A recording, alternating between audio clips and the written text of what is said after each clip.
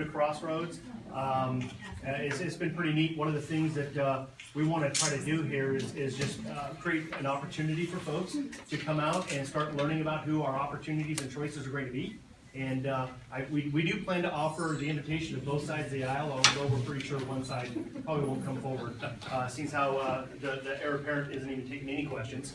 But anyways, we're really excited for you to be here today. And I tell you what, folks, if you want somebody that you think might be on target, no pun intended here, with where we need to go. So, you know, as a small business owner, I'm a retired military guy. I've seen my health care benefits erode through the Affordable Health Care Act. If you want to try to call it affordable, trying to open a small business, offer benefits to staff, making a positive difference on people's lives.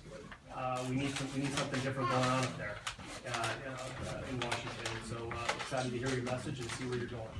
Well, Tom, thank you very much, and glad to see all of you here today. Thank you for coming out. Let me first of all say thanks to Tom for having a business like this and having an indoor range that people can come, get familiar with firearms, get proficient in them, in the safe handling and usage of them, and become ready to use them should the need arise. I think a lot of people are afraid of firearms who've never maybe been around them or grown up with them. For many of us, we grew up with them. My first BB gun I had when I was 5 years old. It was a Daisy 25. I still have it. It's in pristine mint condition, just terrific. In fact, the Daisy BB gun, people would love to buy it from me, and I told them no, they're not getting it. I got my first pellet gun when I was 7. Got my first 22 single-shot Springfield at the age of 9. My first shotgun, a 20 gauge, when I was about 10 years old. So I grew up with firearms, handling firearms, hunting and shooting. But a lot of people think the Second Amendment is about hunting, and it isn't. The Second Amendment is about liberty. It's not really about the fact that one might apply the use of a firearm with hunting, though that was a lot of my early experiences.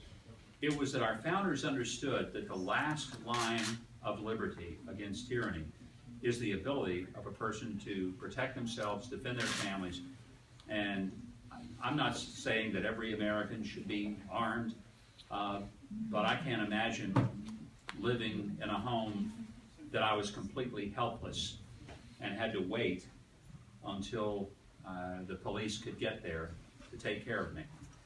And I've often said, and I wrote in my book, God, Guns, Grips, and Gravy, that, you know, as a person who is prepared to defend my home and my family, I would still call 911. But I wouldn't be calling them if some guy breaks into my house at 2 o'clock in the morning and threatens my family or me. I'm not calling 911 to helplessly wait until they get there. I'll be calling 911 to tell them where to come pick up the carcass of the person who tried to break into my house at 2 o'clock in the morning and hurt my family or me. And I think that that's a fundamental American right. It's something that to me is as precious as property ownership, is the right that we have under the Constitution to defend ourselves and to protect ourselves, and frankly to protect our liberty and to protect our Constitution. And I want to say to Tom, he's built a magnificent facility here. I get to travel all over the country.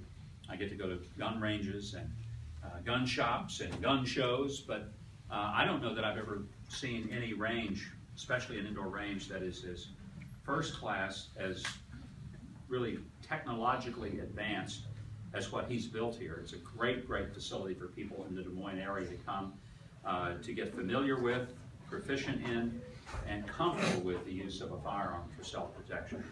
The guns that I shot today, for those of you who were watching, 2 of the weapons that I used, one was a Sig Sauer P238.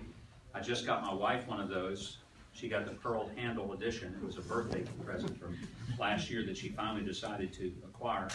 When we went to the NRA show last month in Nashville, everything is there. So she got a chance to really look around and see what she might want. And she really zeroed in on that. And then one of the one we saw, which was the Glock 43, and she ended up getting both of them. So that wasn't the deal that I made with her. It was one, and she went down and she decided she couldn't decide, so she got both. And then the other was a Smith & Wesson M&P AR-15 weapon that shoots, I guess we were shooting 223s or 550s? 223s out of that.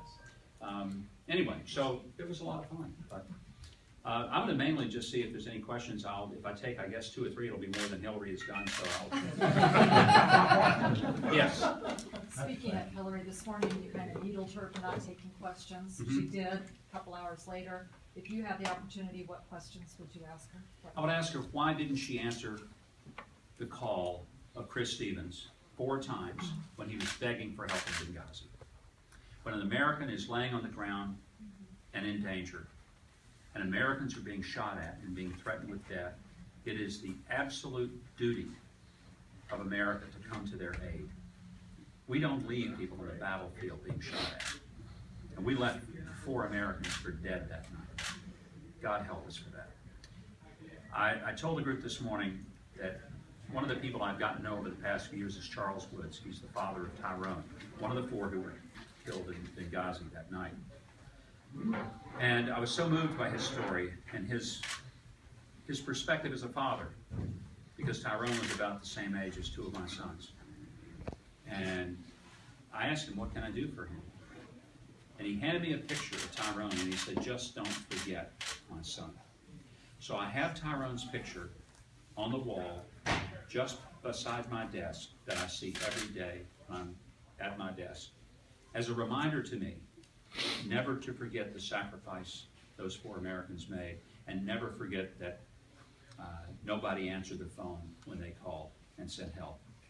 And that's something an American serviceman, our servicewoman, should know, that if they get in trouble and they're where we sent them to be and they're under fire, we're going to move heaven and earth to try to come get them and get them out of harm's way.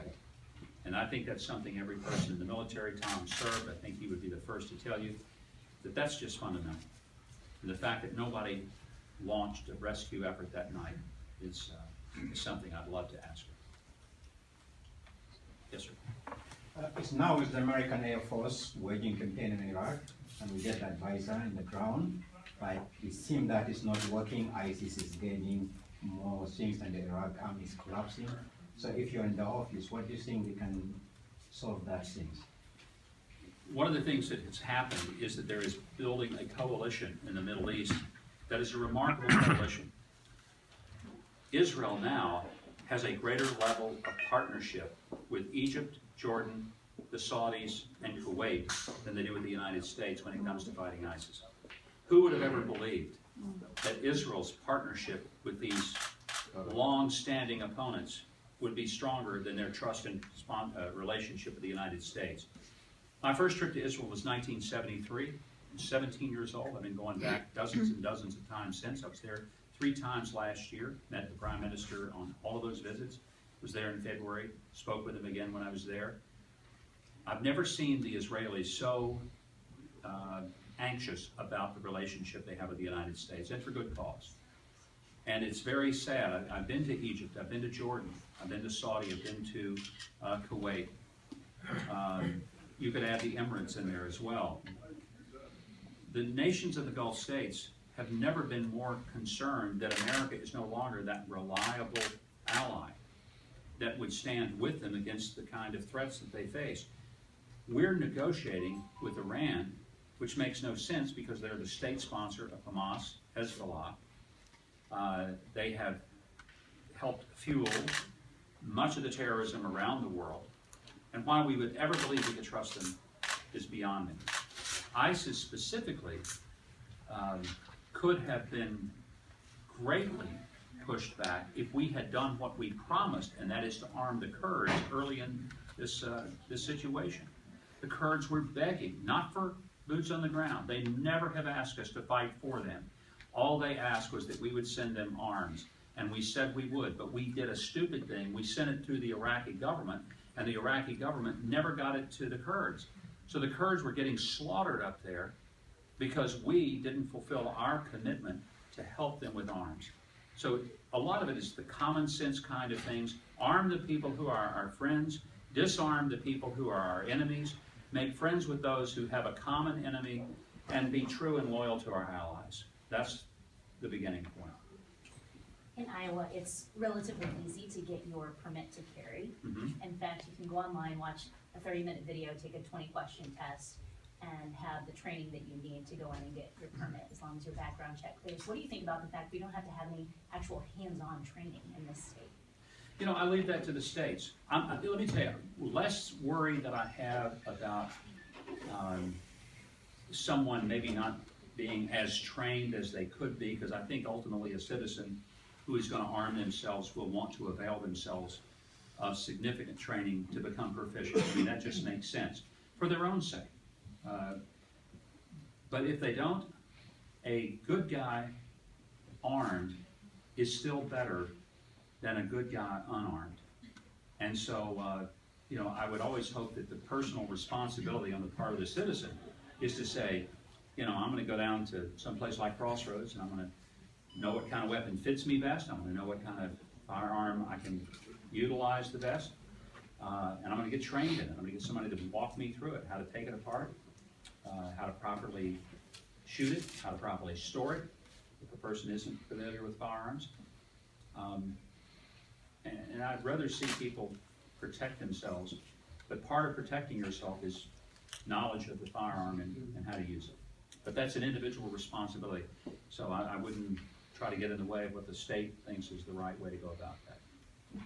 Yes, sir? Up till 4 years ago, I had a pretty good collection of arms, and I gave them away to my grandkids and my kids. With the way things have gone, now I have arms that I've only dreamed about in the past. Do you think the government should come in and limit what type of arm a person, a law-abiding person, can purchase? No, because there's nothing in the Constitution that gives them the authority to do that. We shouldn't have muskets to defend our country. We should have what the military has. Well, we should have whatever we choose to have, because it's a citizen's right. The government shouldn't tell me what the limitations of my self-protection are. If somebody's going to break in my house, I want at least to be as well armed as they are, if not better armed than they are. Right. My plan is always to have a better arsenal to defend myself than they are going to have to try to attack me. So whatever I must do to do that. And I've been asked on many occasions, well, how many firearms do you have? And the answer to that is, none of your business. It's for me to know and you to find out, but I'll put it this way, I have more than one gun safe and I need them both. Bill Graham once famously said, I think it was in Iowa, come to think of it, they asked him one time how many guns he had. He said, I have all the guns I need, but not all the guns I want. But I want to make very clear, when people sometimes say, oh, are you a gun nut? I say, no, I'm not a gun nut, but I am a liberty nut. I believe in freedom, and I believe that I have the fundamental constitutional right to be able to own and, if necessary, to use firearms. I don't use them to threaten people, and I would never use one callously.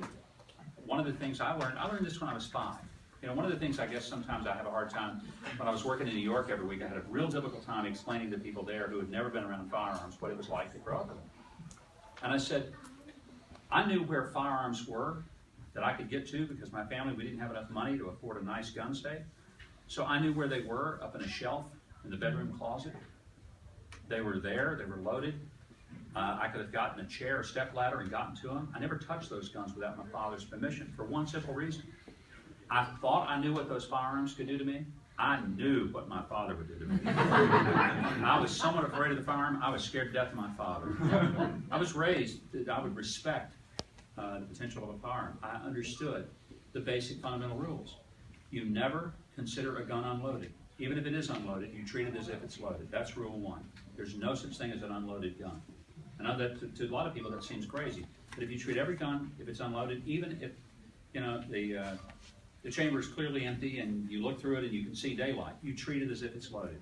Number 2, you never point a gun at something you don't intend to shoot. You never shoot at something you don't intend to kill. You never kill something you don't intend to eat. So there's some fundamental things you learn as a kid, and if you just take those things in succession, you kind of have a pretty good understanding of what to do that's the fundamentals of gun safety. So 2 more questions? 2 more questions? Yes, sir.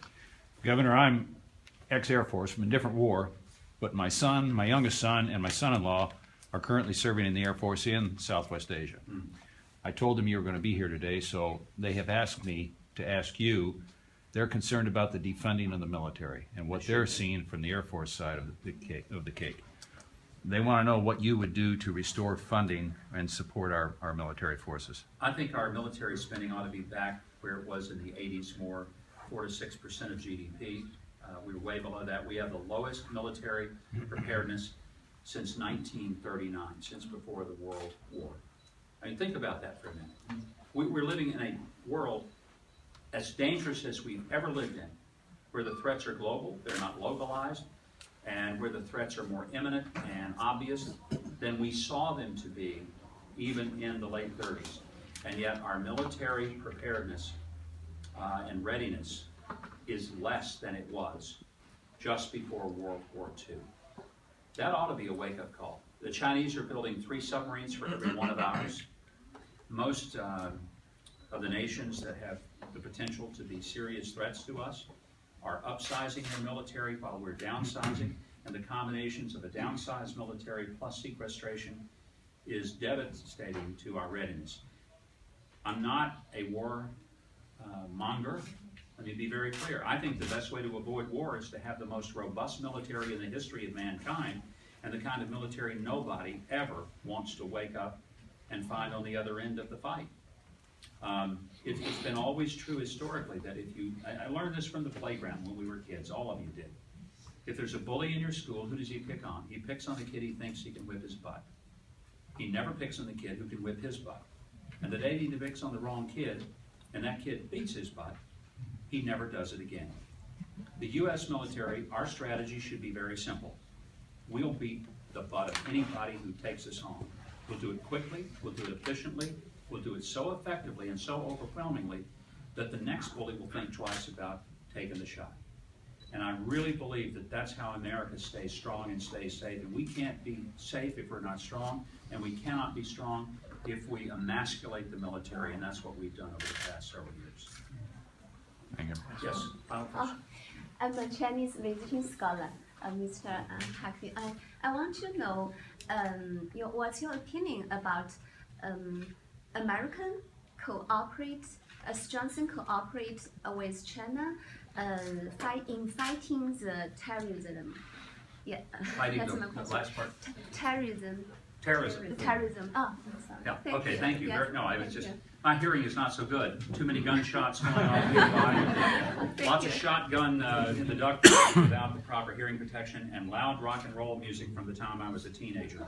My parents yelled at me and told me that it was going to affect my hearing, and of course I did what every teenager does. I ignored them, and now I pay for it. We ought to join with anyone who wants to fight terrorism. There's no one who wants to take on the jihadism of the radical jihadists that we shouldn't join with and say, this is a common enemy. This is not an enemy just to our economy, it's an enemy to our existence.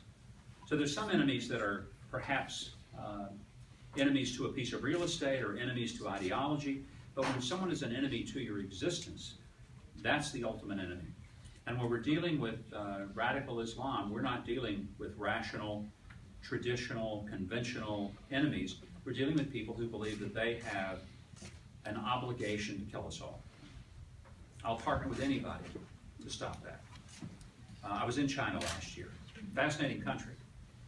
I will tell you my assessment coming back from China.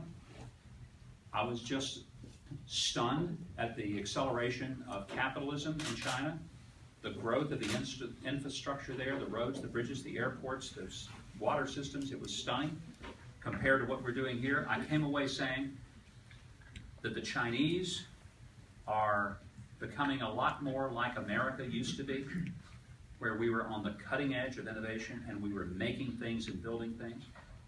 And America is becoming more like the Chinese used to be, where our government is becoming increasingly oppressive, dictating what we can say, what we can believe, trampling over our liberties, monitoring our every phone call and email, those that get released that aren't on our private servers. Anybody get that? But seriously, it was a concern to me. I want Americans, no offense to China, but I want Americans to be the number one economy in the world. I want Americans not only to innovate things and come up with the ideas, I want them to make things. I want us to manufacture again. I want us to be the country that exports the things we make and doesn't have to import. We have an $11 trillion trade imbalance right now since 1990, and that's troubling to me. So, thank you very much. I know we've got a flight to go catch, so we'll